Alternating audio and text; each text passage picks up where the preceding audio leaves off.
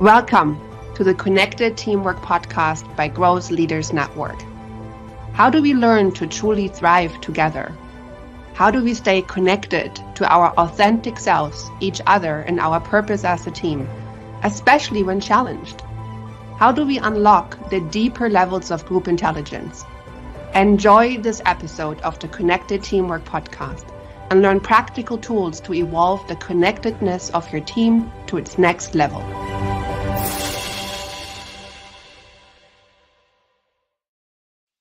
Hi, and welcome to the Connected Teamwork Podcast, episode 56. I'm your host, Holger Faber, and today I'm here with Evren Oskaya. He is the CEO and founder of two companies, SCWAI and Supply Chain Wizard.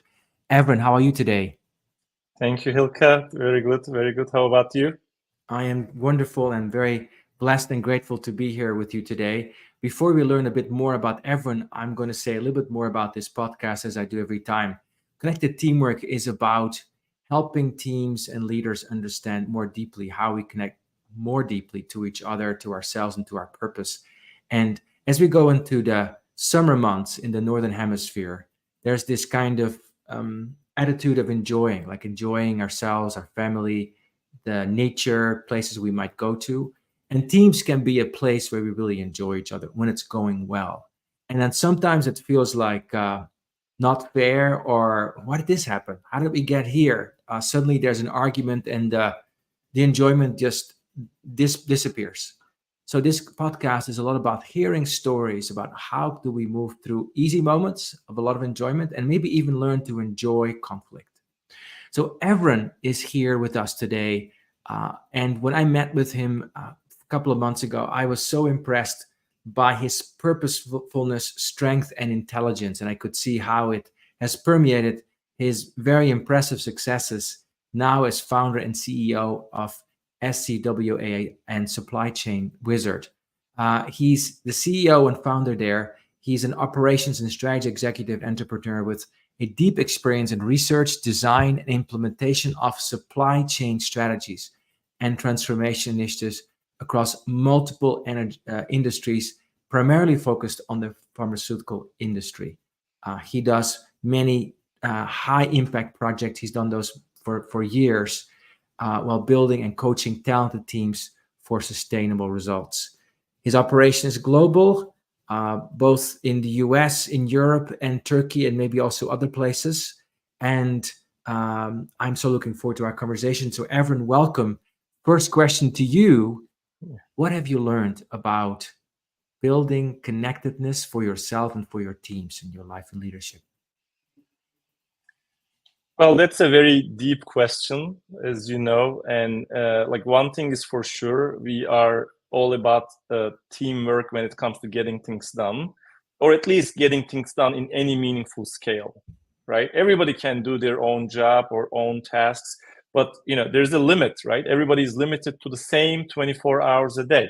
You can, if you're just, and I was giving this as an example in an earlier discussion with like senior leaders, like you can be a soldier, right? And as a soldier, you have like tasks in front of you, and the maximum amount of throughput you can produce as an individual contributor is just the 24 hours, right? Even if you don't sleep, right? Some of us try sleeping less to do more, which is not sustainable. But with teams, with the synergies combined with the teams, you can achieve significantly more than the sum of its parts, not just in terms of quantity, but also the quality.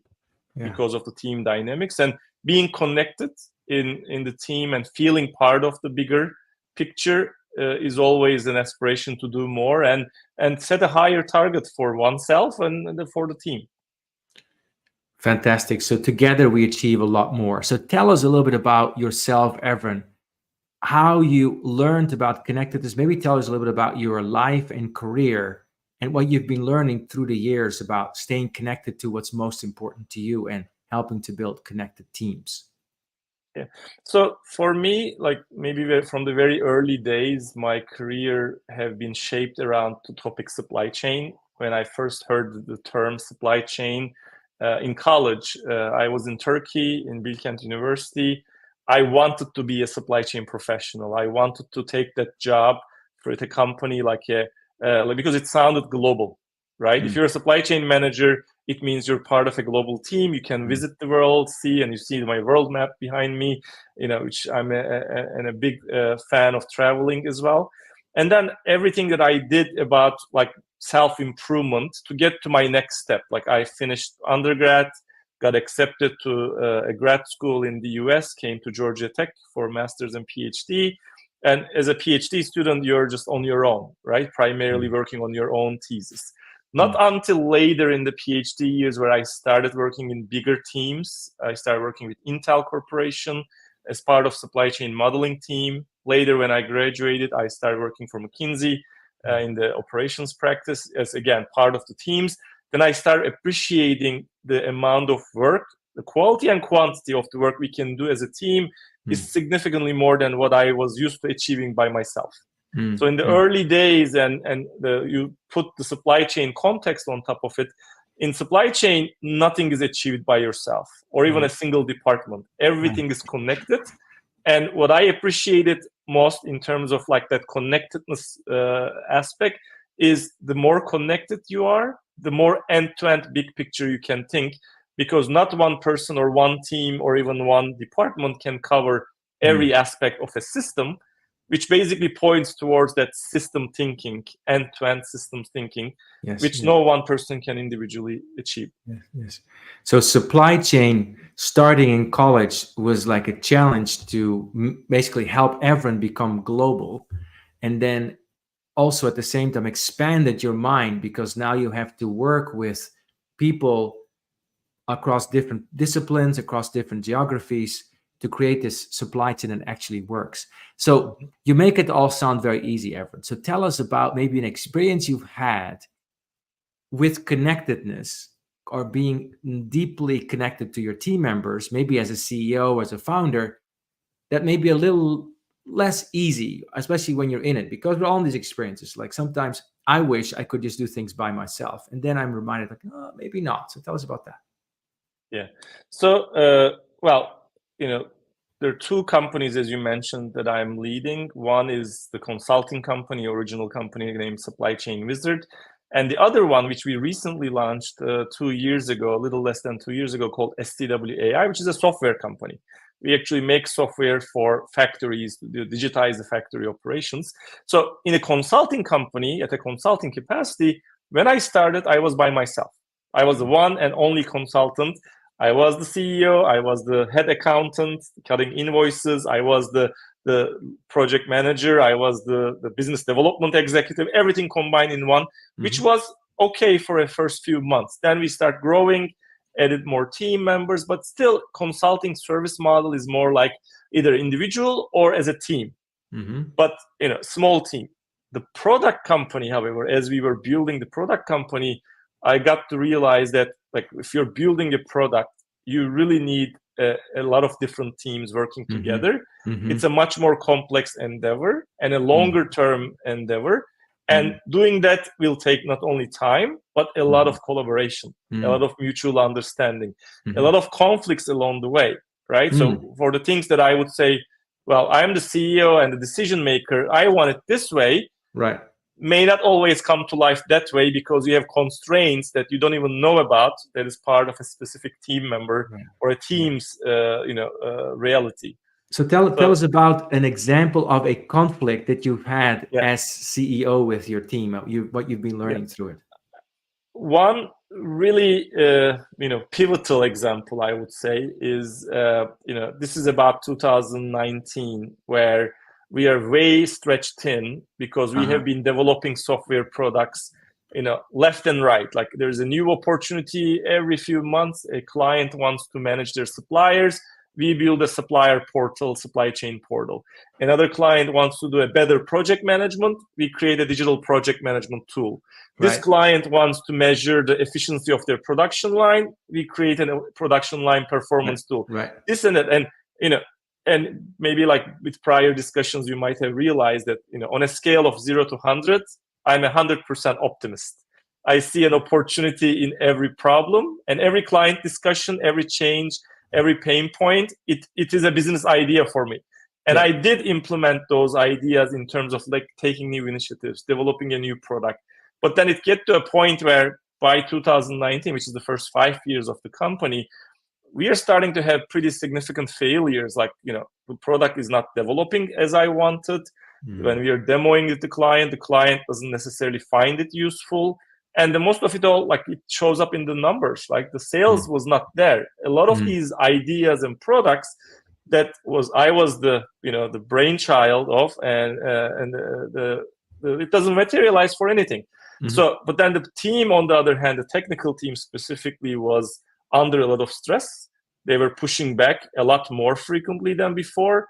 And we were getting more like a conflicting situation where the things that I wanted to make it happen was not going to happen because there's constraints now a lot more than before. So my technical leadership, especially my current CTO, Chief Technology Officer, was pushing back, hard, big time, where, he basically, with the right way of pushing back and not, basically budging or, standing firm on his ground, made me realize the failures that were already happening, that no sales, unhappy team members, some team members were almost ready to quit. And then it made me realize that very deep discussions made me realize that I wasn't the one on the right track. There's no way I can do it by myself and with just pure will. I cannot make it happen. I need to get the team with me. And the team was, breaking at a breaking point. Luckily, about that time when we had a big client win, one of the Fortune 100 clients gave us an RFP award where we got the entire site to digitize. Then that was also a nice signal that one of the products that was really showing promise and success versus all the other products were not showing much success at all. It was time for decision and basically a compromise that we then take a step back and decided to agree on to focus on just one thing and one thing really well, which was the proposal from my team. And I know I'm known for being very opinionated, very positive and strong. But then that's the time when I realized that, look, if I keep doing it, this way, I will not only break the team, I will also, break the company. So that was the time that I really reflected back and agreed to go along with the team's recommendation. And that turned out to be like the pivotal success. Today, the STW AI basically lives because of this pivotal decision. Beautiful. So I love what you said on a scale from 0 to 100. I'm 100 an optimist. And also that you came to this realization like, if I keep doing this, I'm going to break the company. Okay. So describe to me a little bit more about what was your process in that, because your CTO pushed back. Now, my guess is you probably didn't push back only once. It probably was a few conversations or something. So tell us about the process and how you started to metabolize within Evron that pushback. What was your process? Well, of course, it doesn't happen overnight with one call and one meeting, right? And we are a distributed team. We have now 75 team members around the world. Back in the day, at least 50, I would say. And it was those like little conflicts building up on one another that is like, okay, well, the product is not ready. Why is it not ready? We didn't have time to develop it the way we wanted to, or maybe we didn't have any, let's say a business, process manager or a business leader to be the leader of that product development. It was basically me telling the technical team member directly how to do, and that person is trying to understand what to do, making some progress and showing, and I don't like the progress and it's not where it needs to be. So there's a lot of frustrations, but smaller frustrations that build up on each other that made me conclude that we are not going to be ready with where we want to be with number of products. It's not just one, a number of products. And, flip side of that equation, the technical team members are also frustrated because I'm never happy. The client is not happy. There is no sale. They're just like spinning their wheels. And, every now and then they're highlighting, well, you told us, these 5 things and we did the 5 things. But then I come to realize there's another 5 that I might not have said, but I expected the team to figure it out on them by themselves, which was not happening. So it was a lack of, let's say, understanding mutually and it's created lack of progress, and combined with the lack of traction in the market, it really piled up as like a big pressure point, right? Building on it each piled up product. it piled up as a pressure point, and at some point you made a decision. We're going to take a short break. After the break, I want to know a little bit more about how you, Evren, dealt with that pressure point, like feeling wise, thinking wise. What was your process? Because I'm sure that many leaders listening to this have this happening where there's like stuff happening in your organization. It's not quite adding up, but I'm on the path, so I'm going to keep going. Keep pushing, powering keep through. keep pushing. It will work out. I have to stay positive. Like at what point, what is the balance that one makes between listening to what's actually happening to staying true to the vision? We're going to take a short break. We're speaking with Evren Oskaya, who is the CEO of SCWAI and Supply Chain Wizard. And you're listening to the Connected Teamwork podcast. See you after the break. You are listening to the Connected Teamwork podcast by Growth Leaders Network. Do you want to learn more about building the next level of connectedness in your team? Please contact Growth Leaders Network on LinkedIn. And now, back to the show.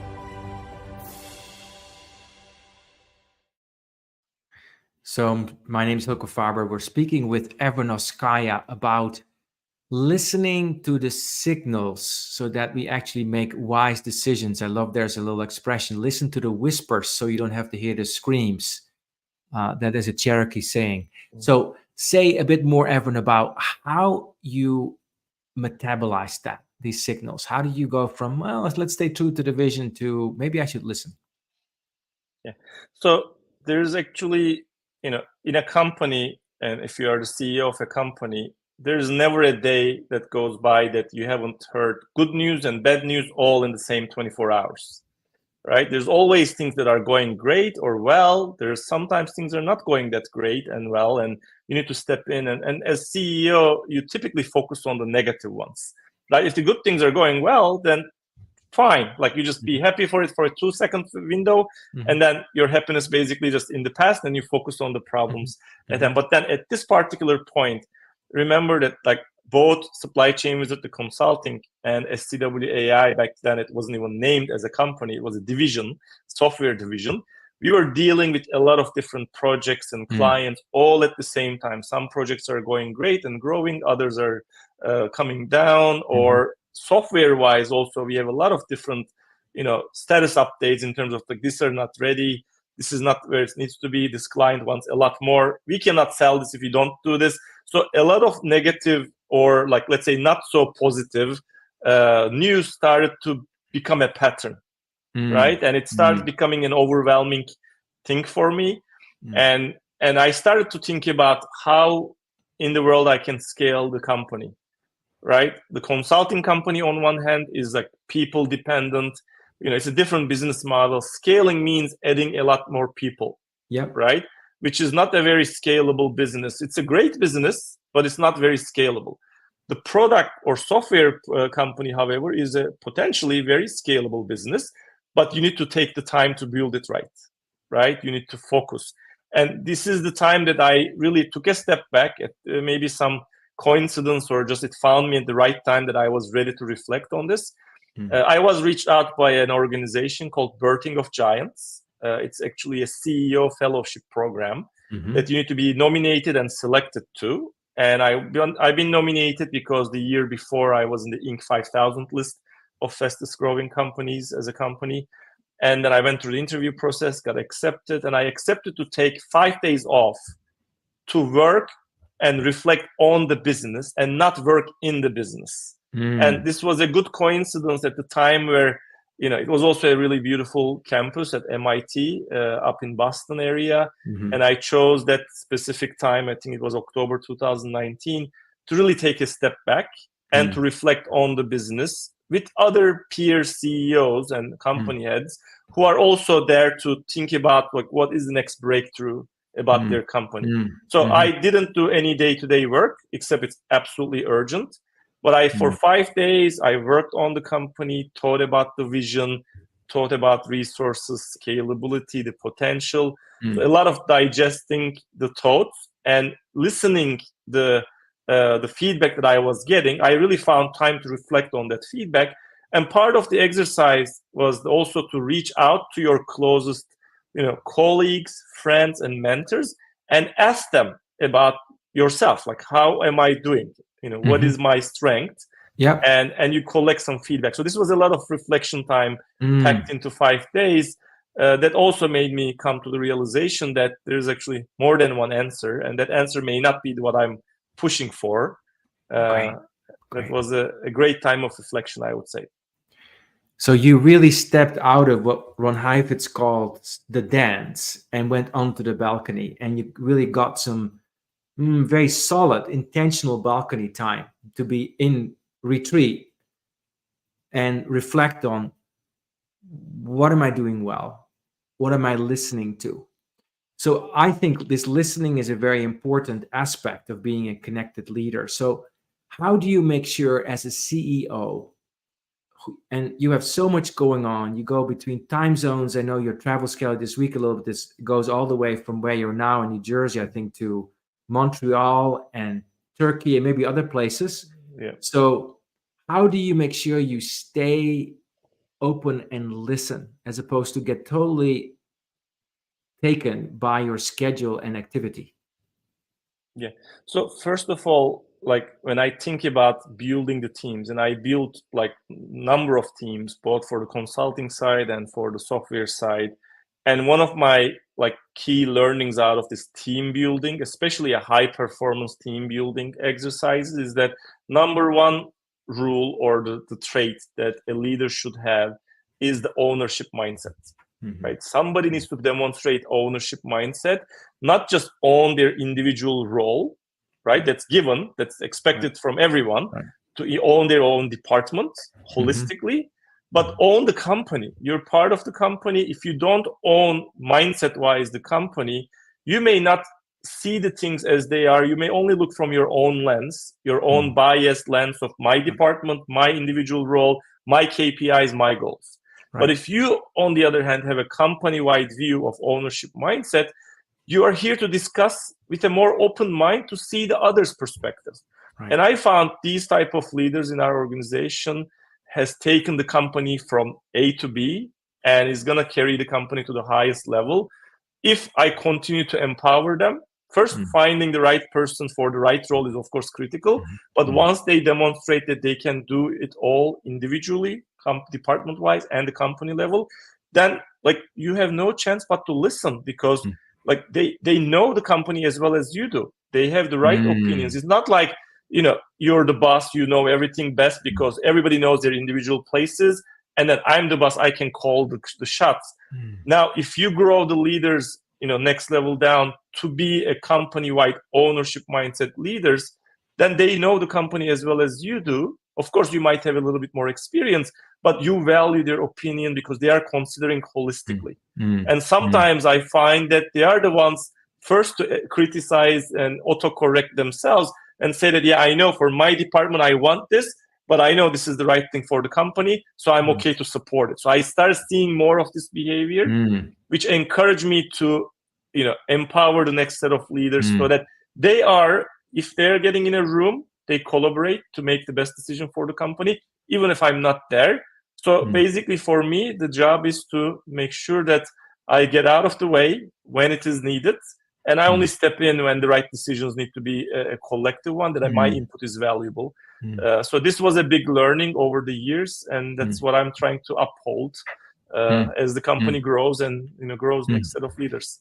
I see you really investing in that ownership of your leaders, so that they have that broader view, so that you don't have to be the person that only has that broader view. And therefore, leaders are leaders that should be leaders because they're actually leading the company as opposed to their sub-team's self-interest. That gives you confidence to actually let them lead and have them lead, and for you to be humble and listen to them. So yeah, absolutely. We are already getting towards the last 5 minutes of this podcast. What would you say to a leader where their team is disjointed. Like we sometimes hit those places, and sometimes organizations grow to be disjointed. What would you say to a leader whose team is disjointed and lacks that broader cohesiveness that you're talking about? So, one thing that I learned in the field of supply chain is no player in the game, or no department head, no individual contributor is asking for bad things to happen, or purposefully undermining the system. Nobody is doing that. Like pretty much all of the players, all of the individual contributors, team leaders, they want the best for the company, and they want the best for their own job. The problem arises when their individual wants and needs and targets are disjointed from the company's needs and wants and the targets. Therefore, it feels like everybody's going at their own pace, at their own goals, and they're all self-serving, right? So same is true in the supply chain analogy. I think the same is true for the team. It's important to understand what motivates people. Like what do they consider as their big achievement or goal? Where do they want to be next year, next 5 years, or as a career-long accomplishment? What do they envision for themselves? What do they want out of this month or this quarter? Like, what's their personal preferences? What is their business goal? So understanding that at a more intimate level is, I think, better, because sometimes maybe it's just a simple misaligned incentives, right? Nobody wants the bad thing for somebody else because they are disjointed because they have an agenda. In McKinsey, we used to call this term like releasing the agenda, and nobody releases their agenda. Everybody's holding on to their agenda so tight, and it's obviously clashing among team members. But you need to learn, and you need to coach people to learn to release their agenda. That opens up the listening, and then you can understand, as a leader, if I release my own agenda and if I understand what the real motivations are, then I have a better chance of bringing everybody on the same page. Maybe it includes just changing roles. Maybe somebody is not necessarily perfect for that role. Maybe you should try something else. Maybe letting go of a KPI if it's really driving a misbehavior or an unorganized, non-collaborative environment. Maybe we should let go of one KPI and just focus on the others. I think being flexible and adjusting and adapting is a superpower. And I see a lot of teams and leaders are being very rigid in their own ways, and that basically build walls rather than break the silos. Brilliant. So I'm hearing a lot about trusting people that they actually have positive intent. It's interesting that you used the word intimacy. It's an interesting way to practice intimacy in leadership, and saying, I'm assuming positive intent. I want to know what you really care about, what you feel, what your aspirations are, what your goals are, how you think about making this happen. And at the same time, challenging people to take the broader perspective and releasing their agenda and listen together to each other to what needs to happen. So much in this conversation already, Evren. As we're wrapping up, a few things I want to highlight from this conversation that really struck with me, as I also will ask you in a moment to do the same. Core thing for me is have the courage to listen and see the patterns around you, from failure when things are not working, being able to have the willingness to then shift. Also, this whole point that we just been talking about releasing your agenda and making nobody wrong, which I think is a skill that probably will serve all of us in the world, especially at this time, and really listening and see how we can grow together towards the purpose of what we really want. Evren, last few words to you. How do you want to wrap this conversation? No, thank you for the opportunity to talk about teams in a world increasingly more technology heavy, and AI and ChatGPTs are flying around, and it may feel like the technology is taking over, but it's on the contrary. It makes human interaction and teams interaction and teamwork a lot more important, because people who trust with each other, who work harmoniously, they really bring a lot more to the work, and they achieve more to grow themselves, but they also help their team to grow exponentially more than individually where they could achieve. So thank you for hosting such an important team topic podcast and show.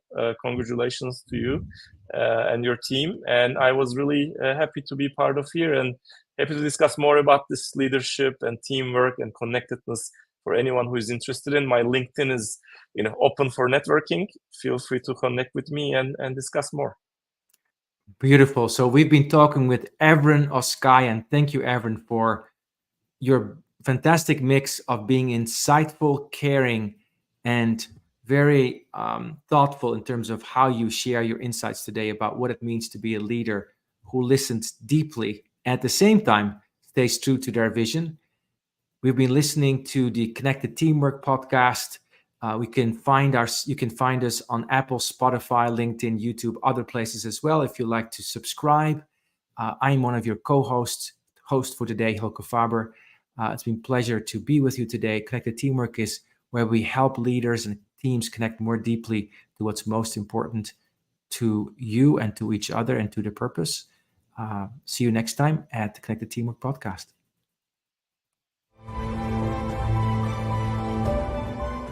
Thank you for listening to the Connected Teamwork podcast by Growth Leaders Network. Take a moment to reflect on what you learned today that can help build your team.